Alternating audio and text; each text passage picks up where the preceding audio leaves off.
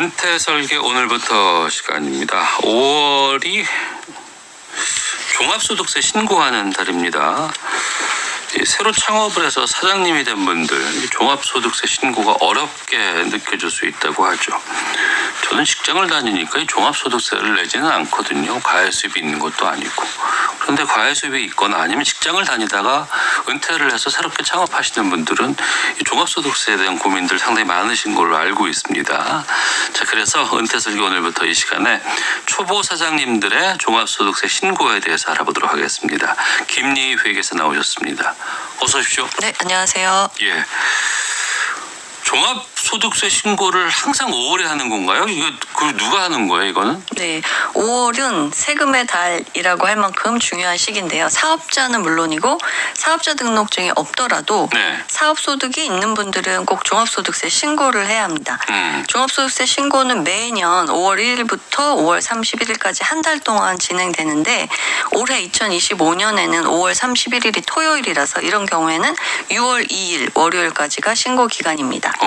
신고 대상은 작년 그러니까 2024년 사업소득이나 그 밖에 이제 종합소득이 있었던 그런 개인들이 신고를 하게 됩니다. 사업자 등록증이 없는 프리랜서 분들도 이제 5월에 하셔야 되는 거죠. 등록증이 없는 분들도 이거 해당된다고요? 네, 3.3% 떼고 사업소득으로 받으셨다면 5월에 소득세 그럼 어떻게 신고하셔야 해야 돼요. 되는 거예요, 이거 신고를? 일단은 본인이 간편장부 대상자인지 확인하는 게 중요한데요. 잠깐만요. 간편장부 대상자? 네네. 이건 어디서 확인할 수 있어요? 이거는 전년도의 수입이 일정 기준 이하인 사업자나 이제 처음 사업하시는 분들한테 적용되는 건데 그렇다 보니까 대부분 초보 사장님들이 아마 여기에 해당되실 거예요. 네. 이게 수입이 일정 기준을 넘지 않으면 이제 복잡한 장부, 복식부기 장부라고 부르는 그런 어려운 장부 대신에 네. 좀 간편한 장부로 신고가 가능하다 이런 뜻인데요. 그 말은 그럼 세무사 아니어도 그냥 이걸 쉽게 할 수 있다는 거예요? 그렇게 쉬운지는 이제 제가 조금 더 설명을 드려볼게요. 예, 해주세요. 예. 네, 이게 종합소득세 신고할 때는 어떤 장부로 소득을 계산할 건가가 중요해요. 크게 복식부기 하고 간편장부 이렇게 두 가지 장부가 있는데 네. 업종별로 그 벌어들인 매출 즉 수익 금액이 일정 기준 이하면 장부를 좀 간단하게 써도 된다라는 의미에서 간편장부 이거 허용해 주는 거예요? 허용해 주는 거죠. 기준은? 예를 들면 매출이 도소매업이다. 그러면 네. 3억 원 미만, 제조업이나 음식점이면 1억 5천만 원 미만, 서비스업이나 프리랜서 분들은 7,500만 원 미만이었다면 네. 이제 복잡한 복식부기 대신에 간편한 간편장부 방식으로 소득세를 신고하는데 그 수입 금액에 대해서 이제 이걸 기준을 잡는 거군요. 네네. 그런데 예외인 분들이 바로 전문직 분들, 예를 들면 의사, 변호사, 회계사, 세무사 등의 전문직은 네. 그냥 무조건 개업하시자 마시자 복식부기를 해야 돼요. 그분들이 이제 매출이 적어도 간편장부를 허용하지 않습니다. 그럼 이제 본인이 간편장부 대상자인지 여부는 그 종합소득세 신고하라는 안내장에서 확인할 수 있고요. 네. 아니면 국세청 사이트 가셔서 기장의무 판단이라고 검색하시면 표로 이제 업종별 그 기준 금액을 자세하게 나온 것을 보실 수 있습니다. 그러니까 대부분의 초보 사장님들 같은 경우에는 간편장부로 갈 확률이 높은데 전문직이 아닌 경우에는 그럼 간편장부는 어떻게 작성해요? 이제 국세청이 이렇게 쓰세요 하고 정해둔 서식이 있어요. 네. 그건 국세청 가면 홈페이지에서 다운로드 할 수 있는데요. 먼저 언제 거래가 있었는지 일자를 적고 그 돈이 어떤 항목에 해당하는지 예를 들면 돈을 내가 사업을 하면서 썼는데 네. 이게 뭐 임대료인지 인건비인지 광고비인지 이런 계정 과목을 같이 적고 왜 이 돈이 오고 갔는지 그 거래 내용 간단히 쓰고 누구랑 거래했는지 거래처도 기록에 남기고 컴퓨터나 기계처럼 이제 오래 쓰는 물건을 샀다면 자산 구입 내역에서 따로 기록해 두고 마지막으로 이제 영수증을 그 지출에 대해서 세금 계산서인지 카드 영수증인지 뭐 현금 영수증인지 어떤 증빙 받았는지도 좀 기록을 해 놓으면은 좋은데 이걸 작성하실 때 그래서 보통 카드 사용 내역을 좀 다운받고 네. 통장 거래 내역도 좀 다운로드 받아서 시작하면 좋습니다. 근데 이제 이게 이런 작업을 한 번도 해본 적이 없는 분들은 창업하기 바빠서 이것저것 챙기고 이것도 바쁜데 그쵸. 세금 내려고 어떤 계산을 해야 될지를 다 챙기는 분들이 많이 있을까 싶거든요. 그게 좀 어렵잖아요. 네. 그러면은 장부를 작성하는 시간도 좀 부족하고 이게 정리하는데 어려움을 느끼는 경우가 많아서 네. 이제 이럴 때 회계사나 세무사 사무실에 도움을 받는 게 좋은데 이제 그렇다 하더라도 그 지출 내가 쓴 자료는 잘 챙겨서 주시면서 작성해 주세요 하고 맡겨야겠죠. 직접 하거나 아니면은 내가 여력이 없어서 전문가에게 맡긴다고 하더라도 그럼 뭘 챙겨줘야 돼요? 요새는 대부분 신용카드나 체크카드를 사용하시니까 네. 소득세 신고 기간에 그 카드사나 가면은 엑셀로 그걸 쫙 다운로드 받을 수가 있어요. 자기 그거 잘 돼 사용료요. 있어요. 그거는. 네. 그걸 받아서 제출하시고요. 그걸로도 돼요? 네, 현금을 쓰거나 이체하셨다면 이제 현금 영수증을 지출 증빙용으로 받아두신 게 있을 텐데 그거를 확인할 수 있도록 해주면 되고 네. 간혹 이제 현금을 쓰시고 뭐 간이 영수증을 받거나 거래처 경조사비를 지출하는 경우에는 이건 전산 기록이 하나도 남지가 않기 때문에 이런 것들은 이제 영수증 보관하셨다가 그 세무 대리 해주시는 분께 주셔야 되고요.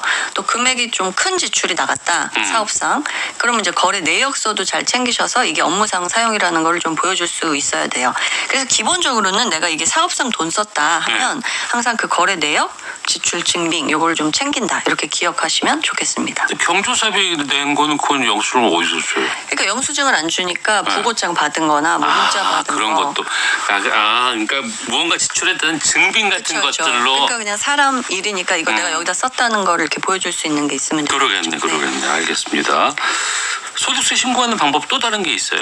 네, 근데 이제 이거를 장부 없이도 사실 신고를 할 수 있는 방법이 있어요. 그건 뭐예요? 그걸 추계 신고라고 부르는데 네. 실제로 내가 얼마를 썼는지 따지지 않고 네. 정부에서 정해놓은 업종별 그 비율 가지고 경비를 얼마 썼는지 그냥 해줄게. 퉁치는 거예요? 그렇죠. 어.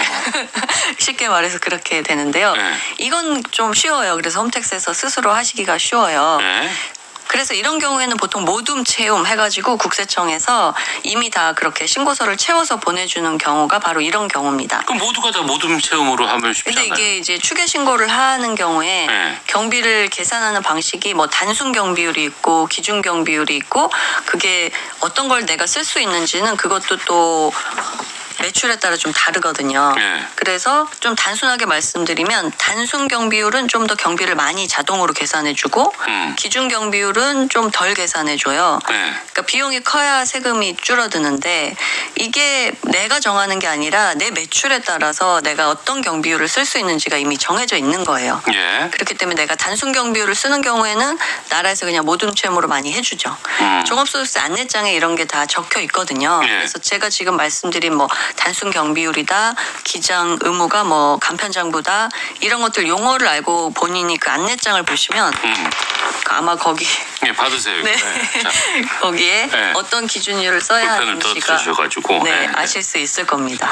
근데 그러면 굳이 뭐 회계사라든가 이런 전문가들 안 만나고 수수료도 안 나가고 그냥 이거 모둠 체험으로 해가지고 추계 신고하면은 이게 훨씬 더 쉬워 보일 것 같은데 왜 이것도 안 하고 다 장부 쓰고 막 세무사에 가서 막 확인하고 그 왜 뭐 추계 신고하면 뭐 단점 같은 게 있어요? 그렇죠. 이게 간편하긴 하지만 꼭 네. 주의하셔야 할 점이 있는데요.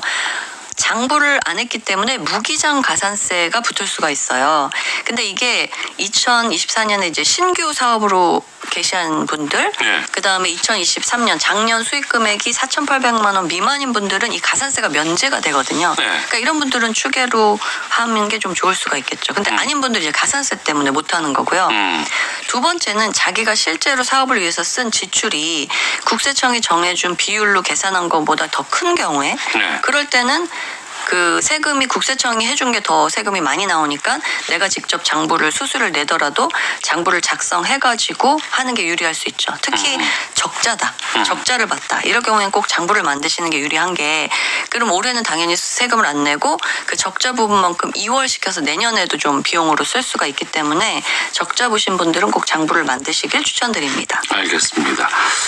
세금 누가 내고 싶어요? 근데 뭐 내야 되는 거니까 의무니까 또 하는 건데 좀 절세하기 위해서 알아야 될 것들 끝으로 좀 짧게 말씀해 주세요. 네, 종합소득세는 결국 사업으로 번 돈에서 사업을 위해서 쓴 돈을 빼고 그 나머지 실제로 남은 소득에 대해서 세금을 내는 구조예요. 근데 네. 내가 사업을 하면서 어떤 돈을 썼는지는 국세청이 알 수가 없거든요. 그러니까 그걸 내가 잘 정리해서 신고한다. 이게 이제 기본적인 절세 방법이고요. 예. 장부를 내가 작성하지 않겠다 그러면 국세청이 업종별로 정한 그 경비율을 적용해서 경비를 계산하게 되는데 이걸 추계 신고한다라고 말하고 실제 지출이 많으면은 그 추계보다 내가 더 세금을 덜 낼 수 있기 때문에 그러면 이제 장부를 작성해야 된다.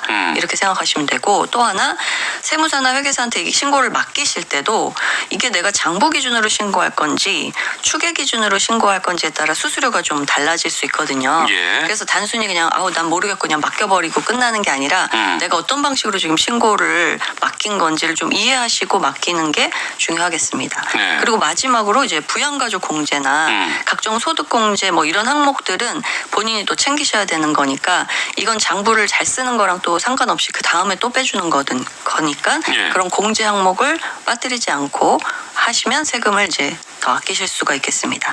이제 이런 기본적인 좀 세금의 원리랑 흐름을 잘 이해하고 계시면 종합소득세 신고가 한결 덜 부담스럽게 느껴지실 수 있을 것 같습니다. 그러니까 알면 쉬운데 이게 모르니까 또 힘들고 붙이는 것 같아요. 네.